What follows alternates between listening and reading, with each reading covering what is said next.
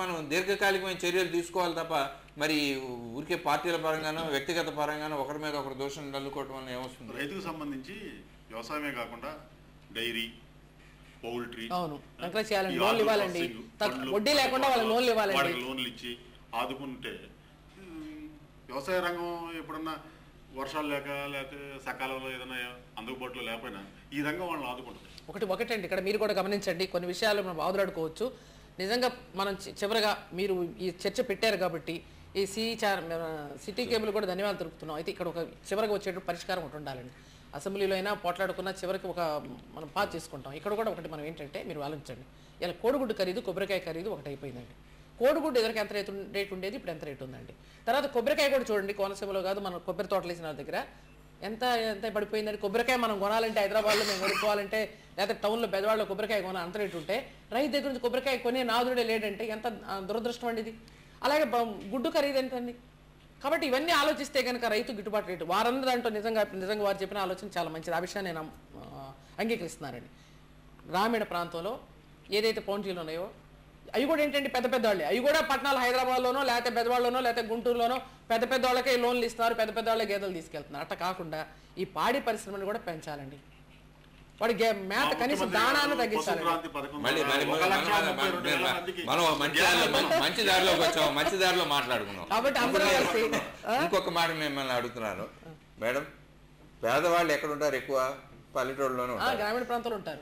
పల్లెటూళ్ళలో ఇచ్చే సబ్సిడీని మళ్ళీ ఈ డబ్బులన్నీ మనం ఢిల్లీ వరకు తీసుకెళ్ళి ఆ ఢిల్లీ నుంచి పథకాలు వేసి మళ్ళీ పల్లెటూళ్ళకి వచ్చేసరికి ఎంతో మధ్యలో జల్లెళ్ళలో దారి. అందుకని వాళ్ళ కాకుండా అసలు శుభ్రంగా పల్లెటూళ్ళకి మీరు పంచాయతీలకు అధికారం ఇచ్చి ఆ కింద ఉన్న పేదవాళ్ళకి అక్కడే కనుక పండిన పంటను మనం సరఫరా చేసే అవకాశం ఉంది. పంచాయతీలకు అధికారం ఇస్తే ఆ పార్టీ ఈ పార్టీలు ఎవడైనా కూడా పంచాయతీ సర్పంచ్ సగము దోసు తింటున్నారు ఇంకోటి ఎక్కడ రానిస్తున్నారు. అప్పుడు పంచాయతీ సర్పంచ్ ఉన్నాడు మంచిగా కదా ఆయన పెళ్ళానికి ఇస్తుంటారు పార్టీలు కూడాను. ఎవరికి ఎక్కడ చెప్పండి వాడి పెళ్ళాం కూతురు రావాలి, వాళ్ళే ఉంటారు. అధికారం ఇస్తే దుర్వినియోగం అవుతుంది కనుక అధికారాలు లేదు అనేది రాకపోతే పట్వారీ పట్టేలు వ్యవస్థ ఉండేది, అదంతా తీసేస్తారు. రోజు ఇవాళ మళ్ళీ సర్పంచ్ కొన్ని సర్పంచులు కూడా జాగ్రత్త చేయాలి. గ్రామీణ ప్రాంతాల్లో రాజశేఖర రెడ్డి గారు, చంద్రబాబు నాయుడు గారు అధికారాలను గుప్పిట్లో ఉంచుకున్నాకంటే అది స్థానిక సంస్థలకు అధికారాలు ఇవ్వాలి. సర్పంచులు కూడా నిర్భయం వాళ్ళు గెలిపించినందుకు న్యాయం చేయాలండి, ఖచ్చితంగా న్యాయం చేయాలి. అంటే వాళ్ళని కూడా సక్రమంగా పనిచేసే వ్యవస్థను కూడా మనం పెట్టాలి. కంట్రోల్ అన్నది, అకౌంటబిలిటీ, ట్రాన్స్పరెన్సీ అన్నది మీరు మెయింటైన్ చేసి ఖచ్చితంగా ఉండాలి. పంచాయతీరాజ్ వ్యవస్థను నాశనం చేసి నోడల్ వ్యవస్థ పెట్టింది వాళ్ళు. మళ్ళీ అది చెప్పకండి, పంచాయతీరాజ్ వ్యవస్థలో వాళ్ళు న్యాయం చేసి మేము జన్మభూమి పేరునో శ్రమదాన్ పేరునో పంచాయతీలు బాగు చేసి మేమండి పచ్చదనం పరిశుభ్రతతో కలకలాడి మేము ఏమంటే అయ్యో రామా మేము జన్మభూమి తోటి గ్రామాలని బాగు చేసామండి. మీరు వచ్చినాక చంద్రబాబు నాయుడు గారు ఇవ్వలేదు, రాజీవ్ గాంధీ గారు ఇమ్మన్నదాన్ని ఇప్పుడు రాజీవ్ గాంధీ గారి పేరు మీరు మీ ప్రభుత్వమైనా దానికి ఆదర్శంగా తీసుకుని మీరు ఇవ్వచ్చు కదా. ఇప్పుడు ఇవ్వడానికి ఇప్పుడేమిటి అభ్యంతరం? మరి చంద్రబాబు నాయుడు గారు ఇస్తే కోపట్టలేదు కదా, ఎందుకు ఇచ్చారు? లేదండి, రాజీవ్ గాంధీ ఆలోచనలు వాళ్ళు అమలు పరచడం లేదు. ఏదైనా ఖచ్చితంగా ఇవాళ కనుక వాళ్ళకి అధికారులు ఉన్నారు కాబట్టి అండి ఇప్పటికైనా మించిపోయింది లేదు, ఇంకా సంవత్సరం ఉంటారు వాళ్ళు. ఏం కాదు ఆయన ఒక మాట అనాల్సిందే, బ్రతుకున్నంత కాలం కాదండి, బ్రతుకున్నంత కాలం అధికారం ఉంటాను కాదు, బ్రతుకున్నంత కాలం ఆలోచన మారదు, బ్రతుకున్నంత కాలం నేను డబ్బు దండుకోవడమే ఉండాల్సిందే. చూడండి, ఇతర రోజుల్లో ఎక్సైజ్ అమ్మకాలు చూడండి, భారీ ఎత్తున మద్యం కొనుగోలు చేసి రేపు జనాలు తరలిస్తున్నారు. ఏమండి మేము ఎప్పుడు మద్యం పంచలేదు, మేము ఎప్పుడు కూడా మద్యంతో ఎలక్షన్ చేయాలనుకోలేదు. మీరు మాది బాగా ఆపాదిస్తారేంటండి బాబు? సోనియా గాంధీ సభలకైనా రాజశేఖర సభలకి బలవంతంగా జనాన్ని వచ్చి మాకు బస్సులు కూడా ఇవ్వనివ్వకుండా మీరు ఎన్నో అవాంతరాలు కల్పిస్తున్నారు, ఎన్నో అడ్డంకులు కల్పిస్తున్నారు. స్వరాజ్య మైదాన్ని ఇవ్వనన్నారు, మా మీటింగ్ ప్లేస్ ఇవ్వడానికి కూడా మీకు మనసు ఒప్పలేదు, మాకు బస్సులు ఇవ్వడానికి మీకు మనసు ఒప్పలేదు, మా రైతు గజలు రానియకుండా మీరు చేసినా చెప్తారే అరిచేతులు పెట్టి చంద్రోదయాన్ని ఎవడో ఆపలేదండి. ఏం కాదండి, అరిచేతులు పెట్టి చంద్రోదయాన్ని ఎవడో ఆపలేడు. ఇవి రైతు గజన బ్రహ్మాండంగా జరుగుతుంది, రైతు మనం అర్థం చేసుకుంటారు. ప్రత్యేకించి నేను మిమ్మల్ని ఇద్దరిని చివరిగా ఒక్కసారి మళ్ళీ ఒక ప్రశ్న అడగదలుచుకున్నాను. చెప్పండి. రాజకీయ పార్టీల ప్రతినిధులుగానే కాకుండా రైతుల సమస్యల గురించి కన్స్ట్రక్టివ్ యాక్టివిటీ ఏమైనా చేసేందుకేనా, లేక వారి ఆదరణ పొందడానికి రాజకీయ లబ్ధి కోసం ఇప్పుడు ఈ గర్జనలు?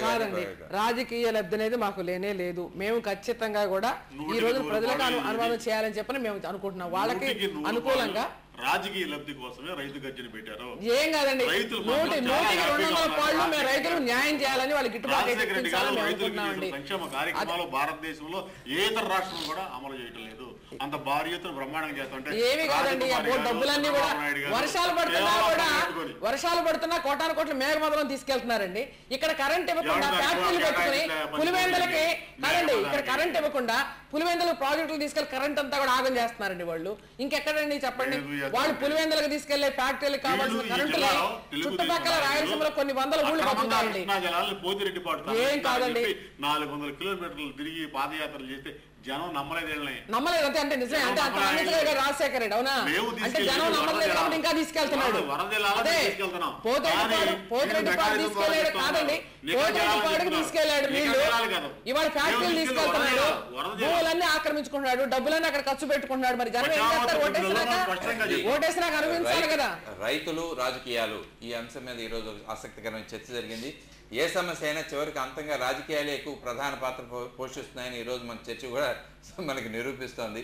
ప్రత్యేకించి రైతులు తమ కాళ్ళ మీద తాము నిలబడాలి, తమ సమస్యలను తాము పరిష్కరించుకోవాలి అంటే స్థానిక సంస్థలకి అధికారాలు కావాలి.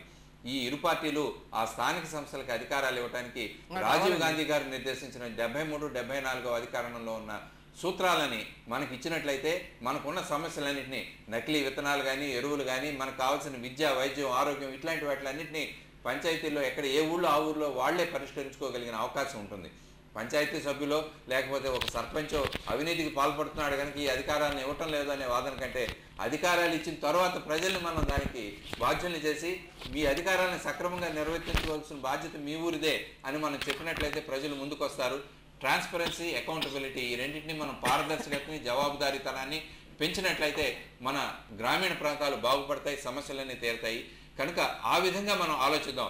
ఏ నాయకుడు ఏ డ్రెస్ వేసుకున్నాడు, ఏ నాయకుడు నాగలు పట్టుకున్నాడా, ట్రాక్టర్ ఎక్కాడా, ఏ కంపెనీ ట్రాక్టర్ ఎక్కాడా అన్న దాన్ని బట్టి మన సమస్యలు ఎంత మాత్రం తీరో, మనం ఎంతసేపు నిరంతర బిచ్చగాళ్ళగానే మిగిలిపోతాం. కనుక ఆ అధికారాలు ఏదో మీ దగ్గర నుంచి మాకు ఇవ్వండి అని ప్రజలందరూ అడగవలసిన రోజు ఆసన్నమైంది. అటువంటి రోజు వస్తుందని మనందరం ఆశిద్దాం. ఈ కార్యక్రమం తప్పనిసరిగా చూడండి. వచ్చే వారం మరొక అంశం మీద చర్చ కొనసాగుతుంది. నమస్కారం.